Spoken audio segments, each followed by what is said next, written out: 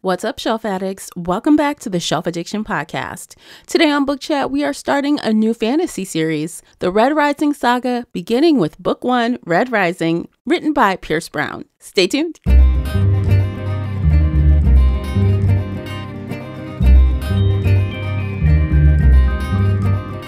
Hey everyone, I am your host, Tamara, and welcome back to the podcast. If you're new here, we're going to feed your shelf addiction with fun book conversations, bookish topics, and more. It's like listening in on your favorite book club. Participate in this discussion by joining the Facebook group Shelf Addiction Official or over on the Book Clubs app. I hope to hear your thoughts on today's show. You can also find me and Casey on Twitter and Instagram. The links for everything I've mentioned are below in the show notes. If you enjoyed today's episode, please support the podcast by sharing it with some book nerd friends or on your favorite social media space. And don't forget to hit that like button and subscribe before you leave. That will really help me out, and I appreciate you for doing it.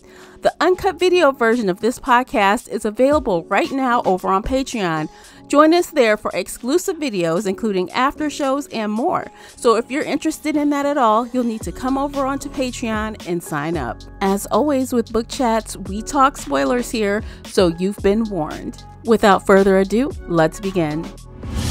Welcome back to another fantasy series discussion. Joining me is my fantasy series co-host, Casey from Heart Full of Ink. Welcome back, Casey.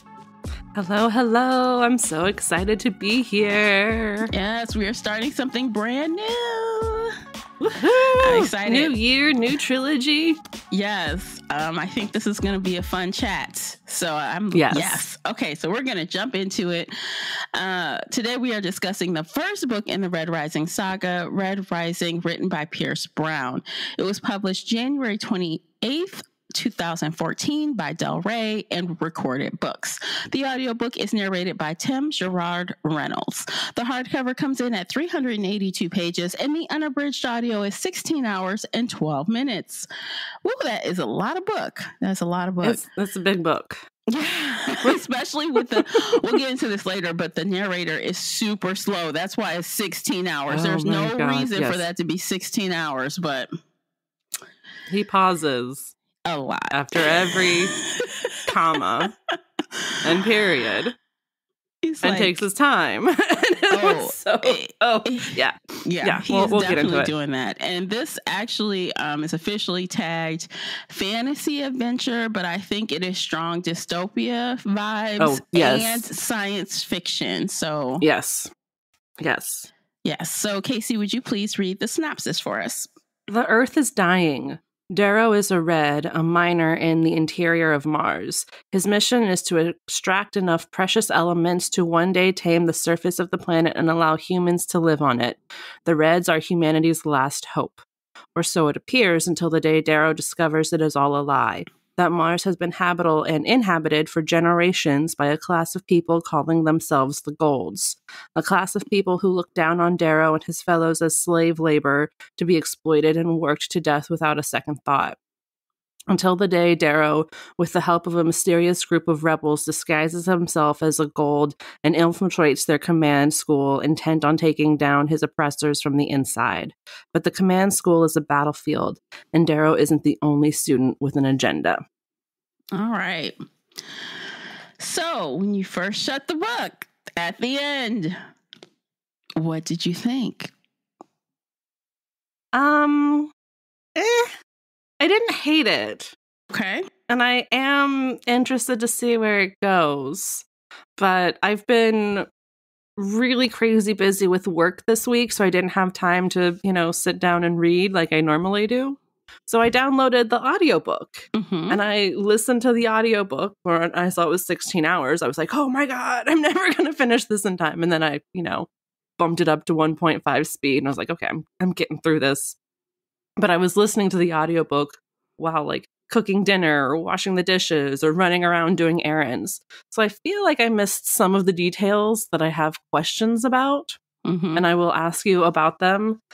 But reading this book, it felt like I was reading every other YA book I've ever read.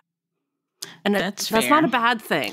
No, it's fair. And to be honest, that was one of my main points of contention the first time through. But for me, this was my second time through, and I got to see a lot of other things that I might not have the first time because I was so focused on what else this sounds like. Yes. Yeah.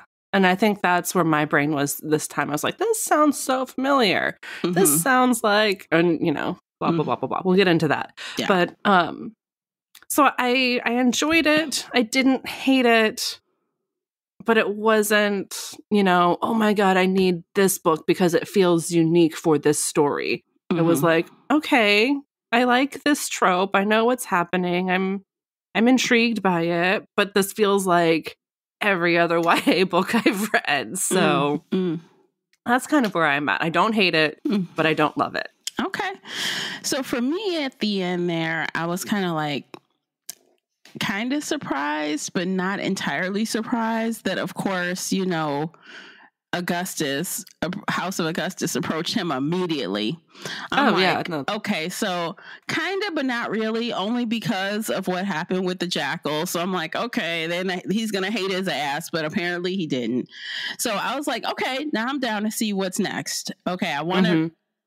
What happens now that we've had some revelations? Now, for me, like I mentioned a moment ago, yeah, I did notice these same things that are in other books as well. But for me this time around, I think I was more focused on the details of things or things that I might have missed before. Like, oh, this happened here and this person lied about this and that and this. And, oh, I can see where this is now setting up something else. So I feel like I have a different point of view being that this was my second time around, even though I read this a really long time ago. And some of the plot twists I have forgotten. Like I had forgotten that Virginia was the Jackal's twin sister. I'm like, oh, shit. Oh, you lied. Well, she lied on a mission. Okay. But like other little things that had happened that I had forgotten. So I had a good time with it overall. And I still think that once we got into the part of trying to obtain the other houses, it kind of got a little lengthy in there, but the author took us through basically 2 years in this book. And that's what I have to remember. I was going to talk about that. Like that was an insanely long time frame for a book. Yeah, but that is what is different from Hunger Games. Another thing, Hunger Games is what, a couple days as they all die off pretty quickly? A week? I think it might have been like a week, 2 weeks. This is 2 years of this man's life. At the beginning, he is 16. At the end, he is 18. And he thinks he's 18. He could be a little older because they ran them ragged in these war games. But it was also the months and months and months of lead up to this. It took like 6 months to transform him. Yeah.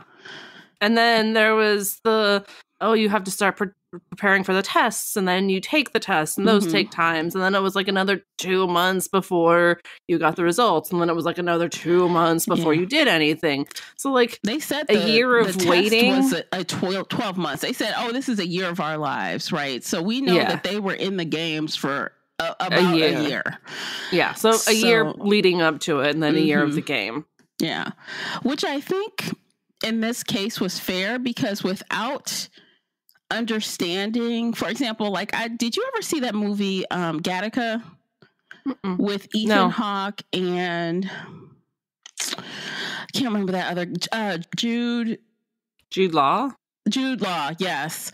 No. And that it was sci-fi as well. And that Ethan Hawke's character wanted to go into space and fly, be in a spaceship. But they had the same thing about genetics going on. He wasn't tall enough. His vision wasn't good enough. He needed all of these things. So he transformed his body, not to the extreme that Darrow did, not that extreme, but he did add a couple inches to himself, which meant breaking some bones. He started using someone else's DNA to check in every day. So he went to extreme lengths to insert himself someplace he shouldn't have been. And so I think that was important for this book because I think it makes us understand the drive of Darrow. Like he's put a lot into this, and it's otherwise, why are you doing this shit? You know what I mean? So it's like I feel like the setup of the world is big and long, but I feel like it's needed. And they're not, trust me, he's not going to do this again in book 2. We're not going to get this on the front. Good. Unlike some books where we get a big repeat, and like we just talked about this, but it was needed, I think, to set it up properly. I guess if those were my critiques, that would be it. You know, like some of the similarities, which we can dive into, because let's do that first, because I know you had some specific things that you found similar that I didn't. So I want to hear. Well, okay, so the dystopian-like setup very much reminded me of Legend and the different classes. Like, that is not strictly Legend. I'm just talking about Legend because we did that trilogy here on the podcast last year. So it's kind of fairly recent in my mind, but like that felt very similar. And I know there have been other dystopian books with class systems, and like it's not a unique thing. It's not unique to Legend. But reading this, I was like, oh yeah, you know, I just read Legend. This feels similar. Now that I didn't get any Legend vibes at all. I know, like you said, the class system we've seen multiple times in different series. So that did not stand out to me as like Legend. I did not. I think it was just because like we read it so recently that it was fresher in my mind. Because the last time I read Legend was like 2010 or something. So like if it had been that long since I read Legend and reading Red Rising, I don't think I would have made that connection. Okay. Changing Darrow. Honestly, this is going to make me sound like a basic bitch, but it reminded me of Captain America and Chris Evans. Like, girl, no. What? Okay. He was the wimpy little boy who, you know, in Marvel movies, he just gets one shot and changes in 5 seconds. Yes. So, like, there was a little bit of... This was torture. Yeah, this was long and torturous. And, like, I could probably compare it more to like Frankenstein, but my brain just, you know, went to Chris Evans being all tall and big shouldered and pretty with his blonde hair. And I'm just like, all right. He wished it was that easy. He wishes. He wishes it was. Yeah. And then the whole school testing thing with the 12 houses, that reminded me of Harry Potter.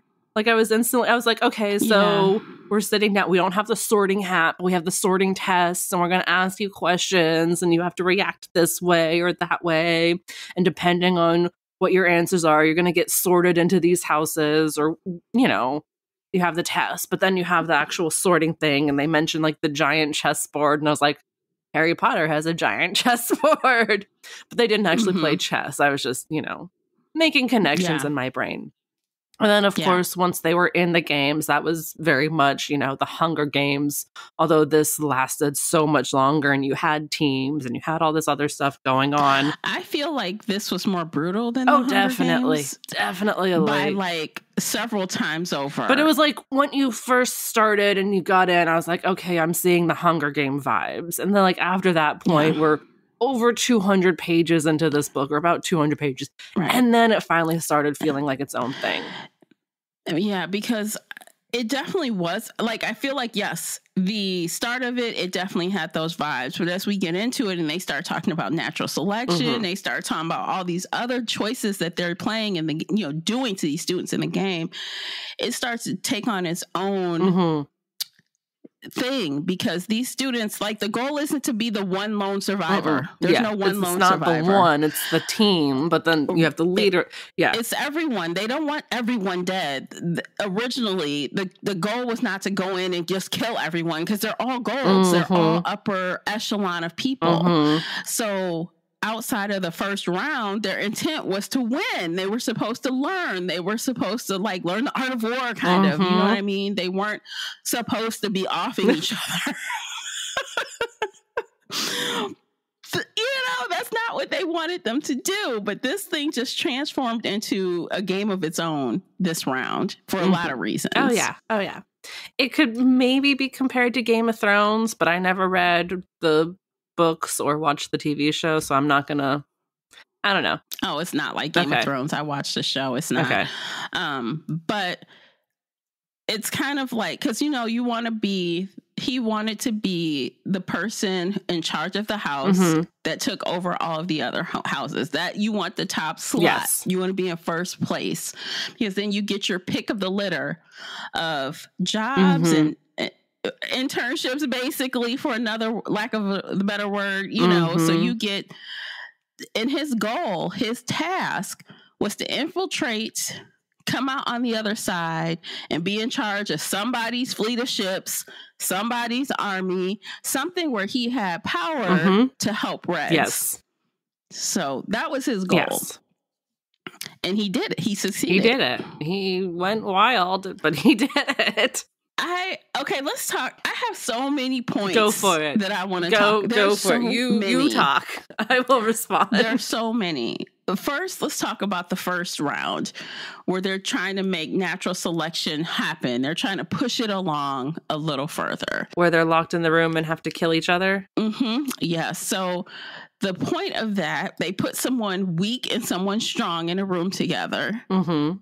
And they just let natural, what happens, right? One person is getting out. Yes. What would you do if you woke up and it's a black room and it's one other person in there and they said, only one of you are coming out of here? My first thought was just knock the person out and walk out of the room. Just like hit them hard once in the head and just walk out. Like if they're unconscious, they're not going to fight you, but you don't have to make me kill them all the way. So even if you knew the intent was for you to kill them, you would still just knock them out and walk out? Yeah, unless it was an awful person who I wanted dead. Like, I don't,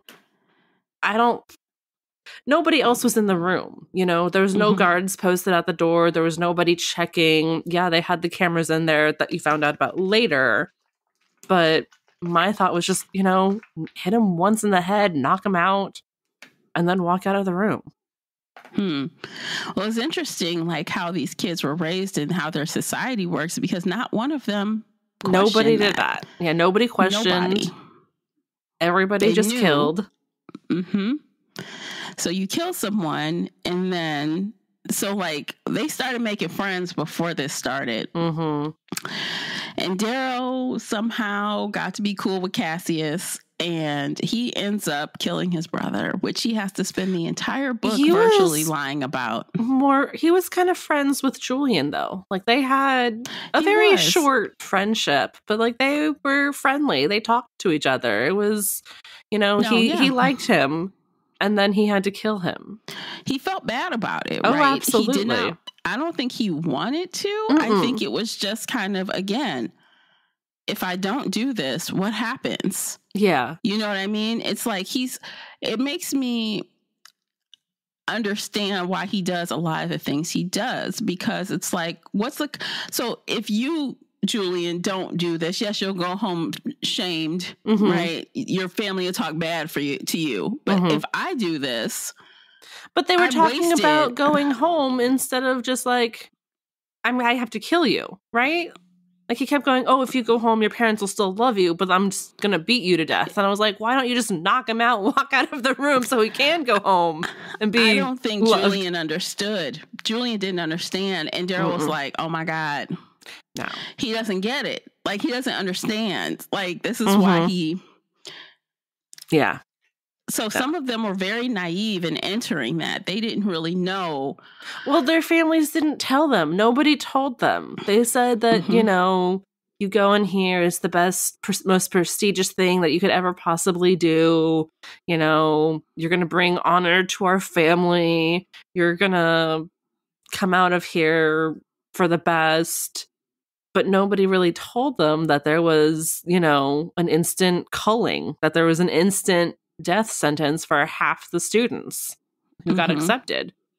And then, you know, once you're in the game, there's a pretty high chance of you dying too. They don't want you to that's die. What makes I almost disagree with that, because there was a later point in the book when Darrow had to come to Jesus with Cassius. And Cassius said, I kind of knew, we all kind of knew it wasn't good that he had to come here. But you can't say no to the Institute. Yes. He knew his brother was weak. Yes. He knew. Yes. And he's like, I'm not really surprised. You know, he pretty much said, I knew that shit was going to happen, but how you did it was my problem. You know what I'm saying? So that makes me wonder, maybe some of them know, some of them have been told, some of them haven't. Yeah. Maybe. I don't know. But yeah, no, like there was some, I think there were some whispers about it, but I don't think anybody like really knew. I don't know. Well, we know the proctors weren't telling them shit, right? Yeah, so it would have been on their family and friends or somebody who knows them to tell them what's up. Yes. So that was wild. I thought that was completely, what a wild way to start. Put you in a room and you kill somebody. And then you come out and it's like, okay, now you're on teams. We're changing the game. And some people like Titus took that to a whole nother level. So Titus, let's talk about Titus. So you guys, Titus is like killing and raping. He's gone berserk in House Mars. And within House Mars, they have divided Daryl and Cassius and team, and Titus and his crazy people. And then there was, what's her name? Antonia was in that house, but she was kind of on Cassius and Darrow's side for a while.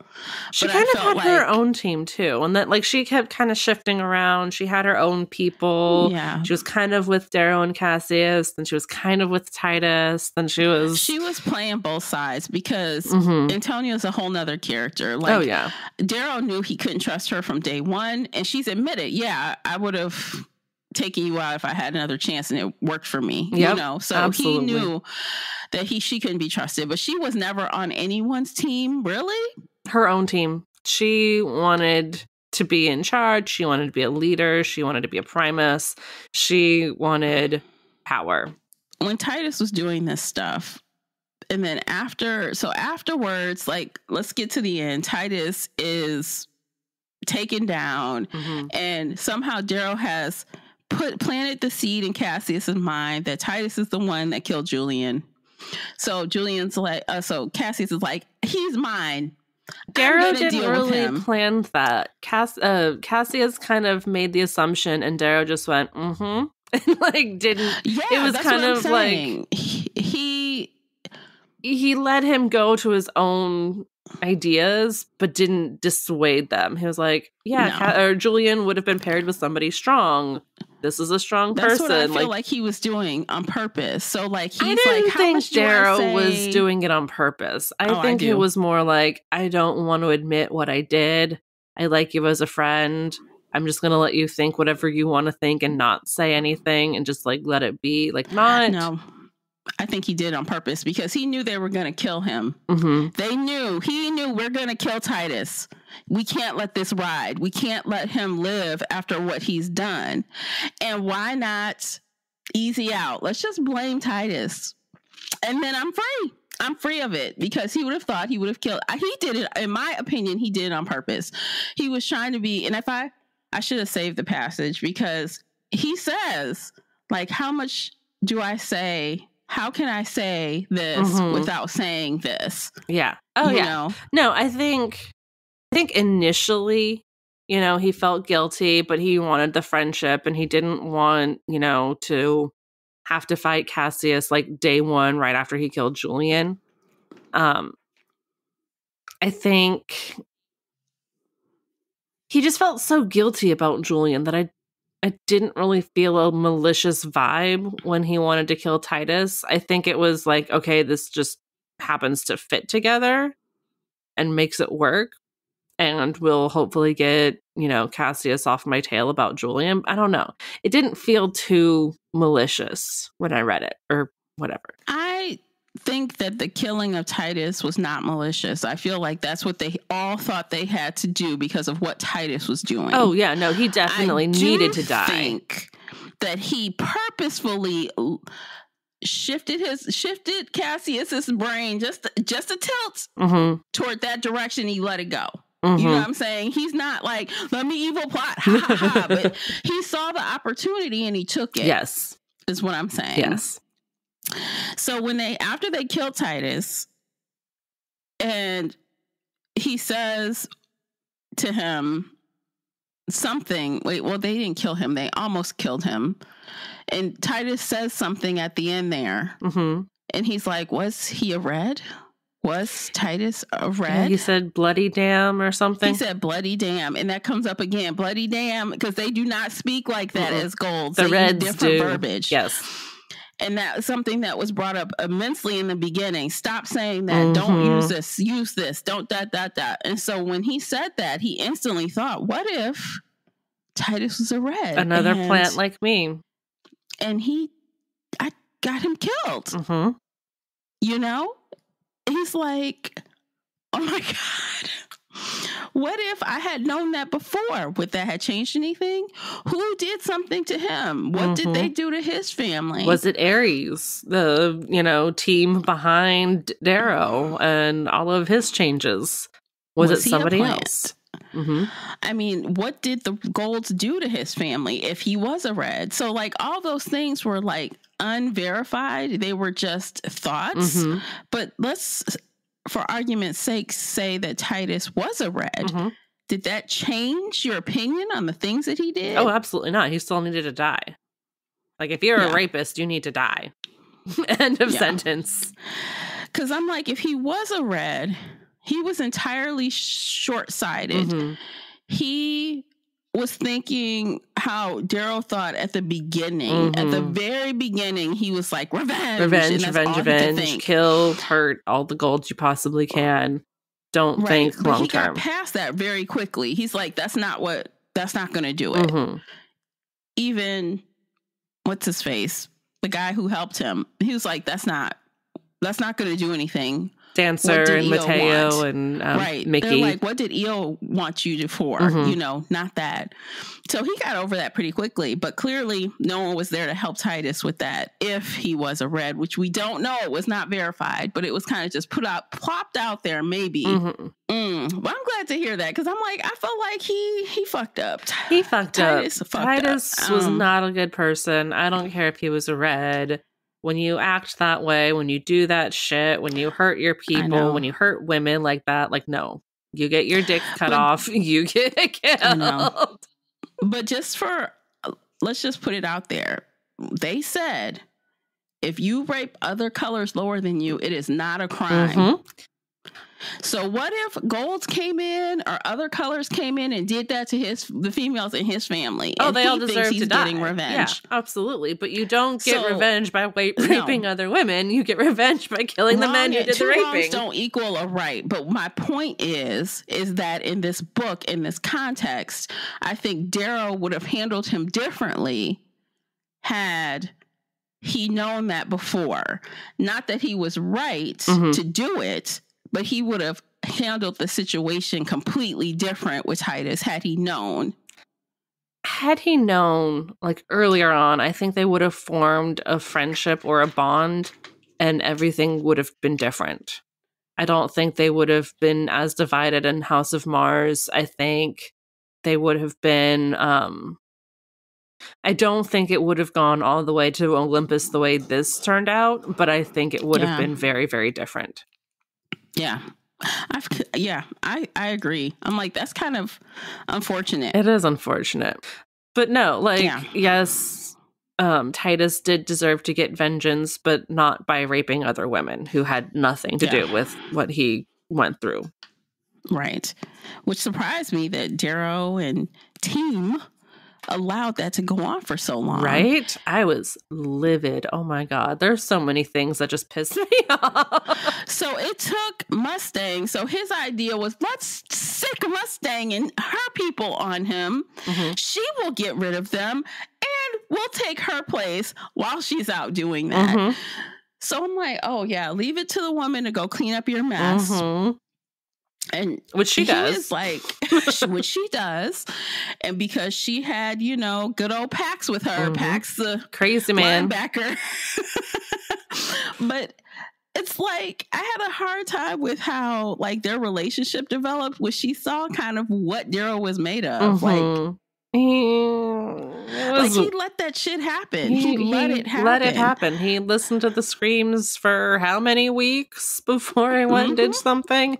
Yeah. Yeah. No. even Cassius was like, we can't, he's doing this to gold, so we can't allow this. And, you know, Cassius is like, this is school. What is this? What is this? You know, they're all reacting and doing nothing. They're all like verbally reacting and having cows, but no one is going to take care of anything. Yeah. Until you just couldn't avoid it anymore, which I find all of them at fault. Every last one. Oh, absolutely. Yeah.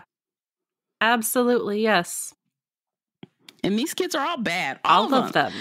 Even among the bad, they're, you know, even among the quote unquote good ones, they're still bad because they let the shit happen. They let all kind of bad stuff happen to each other, even outside of Titus.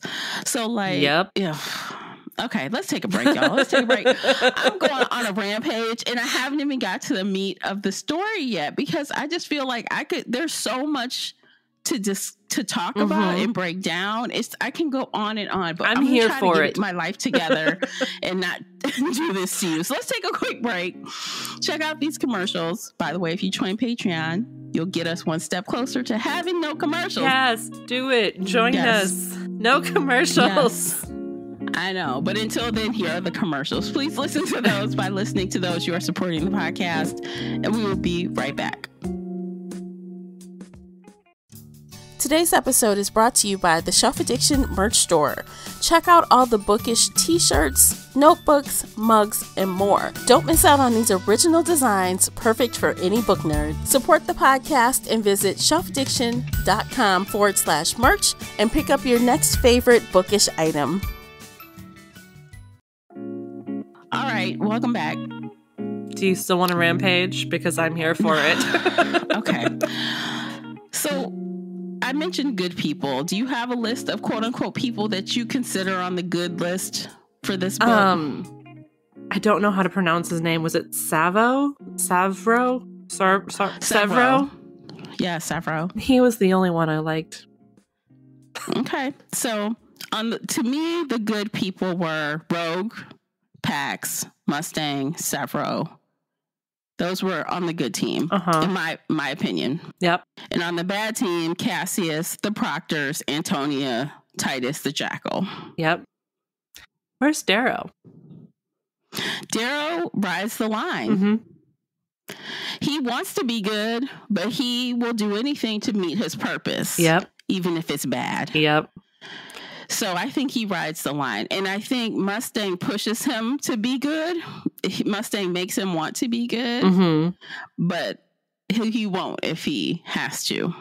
Yeah. Because winning is more important than anything else to Darrow. Yes. Yes. That's my take on it. That's a good take. And that's very, very true. Because, yeah, he lets a lot of bad shit happen. And... yeah. What are you going to do? Are you going to stop it? Are you going to help anybody? No. But see, that's kind of also something that I enjoy about this book because there's no absolute good and absolute bad. Like even the people doing bad things, not excusing them, but they have reasons why they do them. They're just not crazy bad, just doing shit with no rhyme or reason. So bad is bad, but you're not nuts. There was one guy. Was it Vixus? He seemed bad for bad's sake. He was Titus's right hand. He was going around doing bad shit. We didn't get any backstory for him, so I'm just assuming he was bad shit crazy to be bad shit crazy. Yeah, that wouldn't surprise me. And actually, the House of Mars, all those people were chosen because of their bad tempers, quick tempers. That house is notorious for burning out quickly because they go on a rampage and they burn out. Yep. But not this year. Everyone knows, but not this year because everyone knows it. And Darrow's like, that's not going to be me. Yeah. I'm not doing that. He kind of does at first. And then, he keeps getting bit in the ass. Yeah. So, I don't know. So I like the cast. I like that, we had good and bad and in between. I liked how the relationships built. Like I really did feel bad when Cassius found out what Darrow did. Yeah. I'm like, damn, he really did like him as a brother. Like, he really did. Although I never really considered Cassius a good person, I always thought something was quite a little off with Cassius. I did not consider him in the good pile. No. But he had a legit friendship with him, and he felt like he was stabbed in the back. Yeah. And that's fair. Like, that is a deep betrayal. That was awful. That was, you know, Cassius's emotions were valid. But taking him out into the middle of nowhere and stabbing him and leaving him to die, and then, you know, dealing with that guilt and thinking he's dead, but then he comes back to life, and now you're like, oh, well, I'm just going to kill you again. Like, Cassius, honey, you need therapy. What did he say? We have a blood... Not a blood vow, but like a blood feud. No, like a... Yeah, blood feud. Like, if I ever am in the same room with you, one of us is not walking out of it. I'm going to kill you, or you're going to kill me, or... Yeah. Yeah. It's like, it's going to be a fight to the death. And then the irony that he joins the house that was in complete, like... opposition. Against, yes, they have a long feud. Yeah. Yeah. So future fights are coming between them. We know that's going to come back up again. Oh, absolutely. Yes. Oh, yeah. But that fight was wild. I'm like, he just assumed. And I'm like, okay, people, if you're killing people, don't you want to make sure they're dead before you walk away? That would be the smart thing to do. But no. He just left him and assumed he'd die. I mean, if I stab somebody in the gut and like leave them out in the snow, they're very likely going to die. But, you know, that he's the main character of a story, so he's not going to die. No, but there's students walking around all out there. There's houses all over the place. You don't know where everyone is, as they kept telling us throughout the whole book. They didn't even know the location of all the houses or where everyone was early on. You know, they were discovering that. So you just leave a body and just assume no one's going to find him? Yeah, no, it would have been smarter to just chop off his head and like then leave the body for somebody to find. Stab him, like give him a fatal wound and wait till he bleeds out, then walk away. I'm just saying. Yeah. That was kind of dumb on his part. He was definitely dumb. Definitely. That's not how you murder people. Look, if you're going to do it. But in this case, we needed him to live. Yes.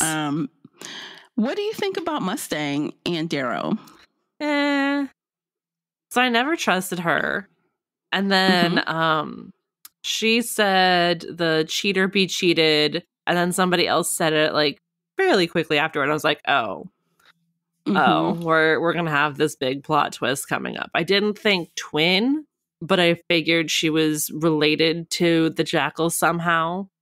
I was like, maybe like a cousin, like possibly sibling, because they did have that mention of like, oh, all of the governor's children have been, you know, sequestered away, so nobody knows what they look like. But I was like, maybe a cousin or a sibling, or maybe she's like engaged to him because, you know, this is the royalty, whatever, of this world. So maybe somebody, you know, there's a connection there somehow. But then, no, they're identical twins. Yes.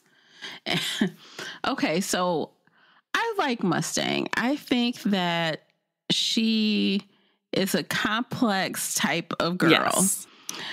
She's not easy to read, and I don't hate it. So I feel like she owed Darrow, and she told him, like when he pretty much confronted her about not trusting her, she's like, look, I am here because would I be laying here in this snow with you if I didn't think this plan would work? And then later she kind of reemphasizes like, look, when I was hiding out in the mud, you saw me and didn't rat on me.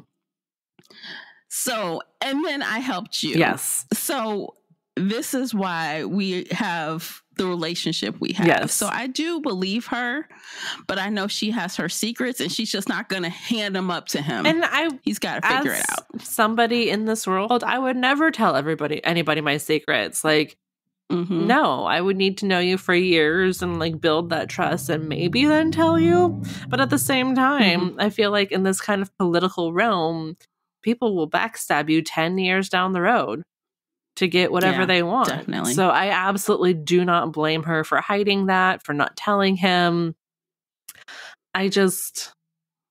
I don't know.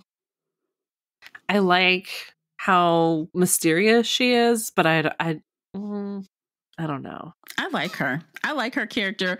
I feel like she really does remind Darrow of EO. Yes. Like a lot of things about her, he finds similar, yes.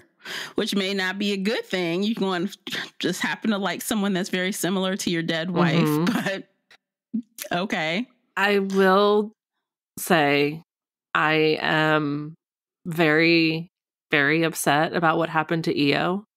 Not just the fact that she died, but the fact that she died to give him his plot line. I hate that trope with a burning passion of 1,000 suns.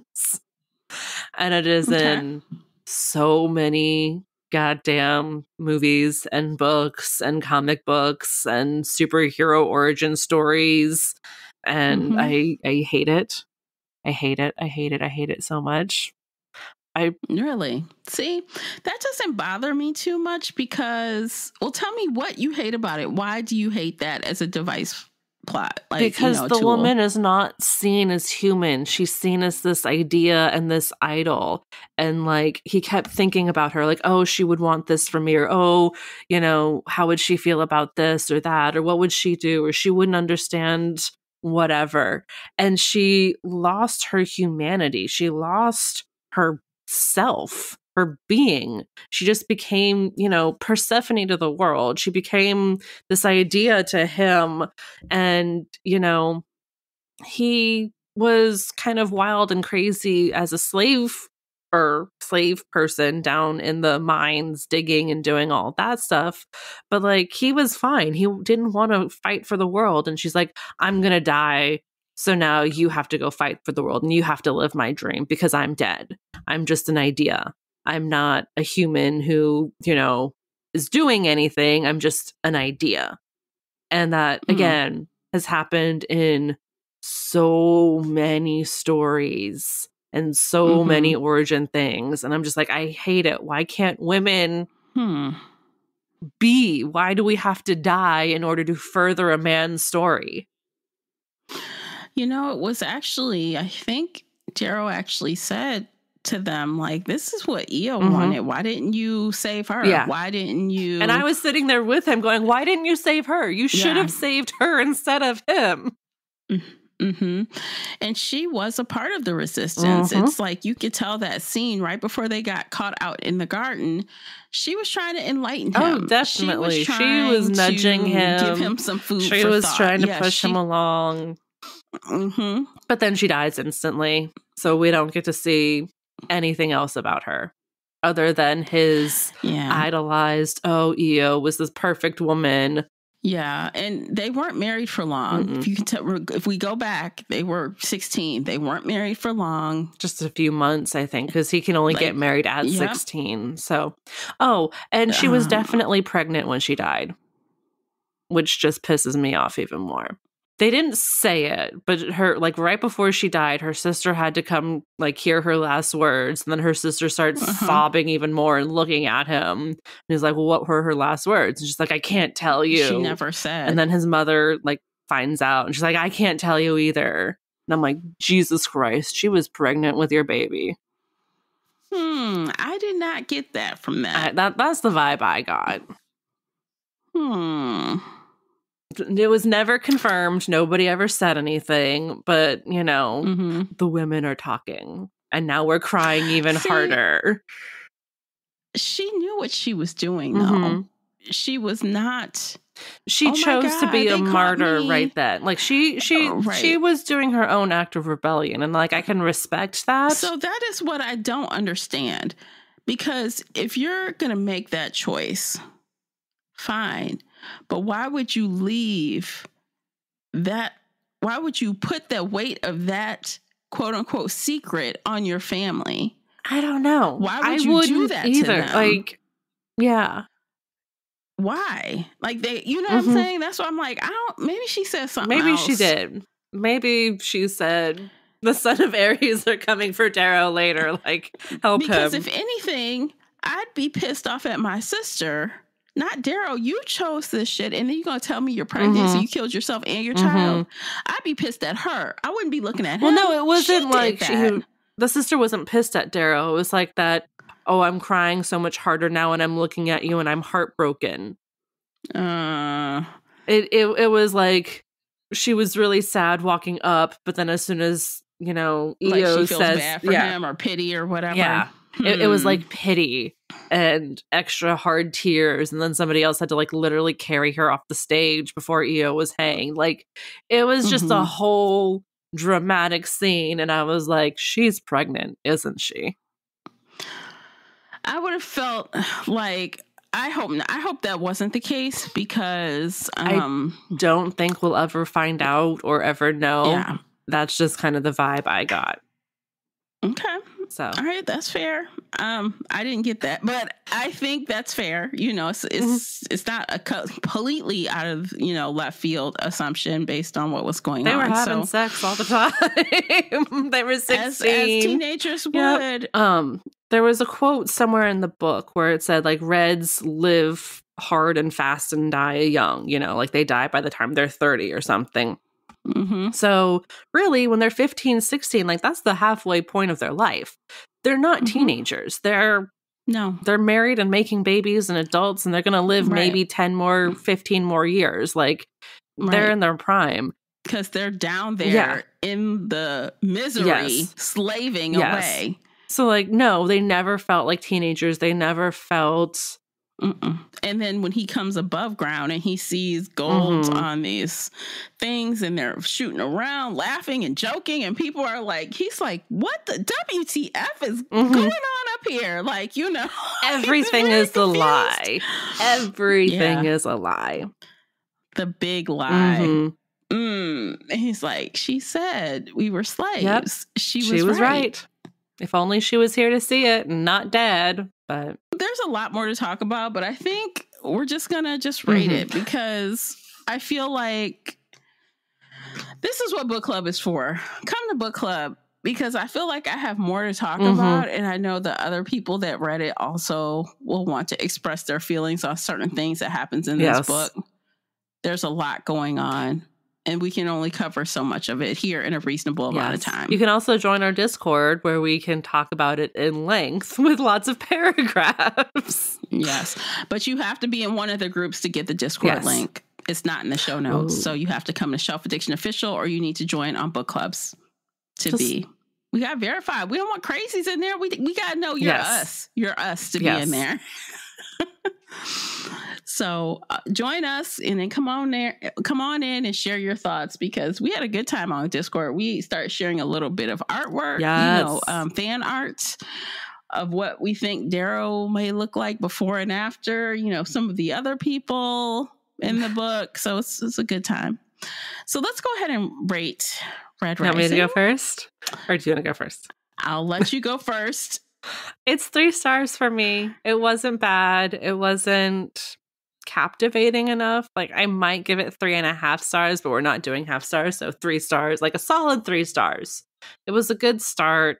I did enjoy it. I had questions. I had things I hated, but like, you know, that's me with every book ever.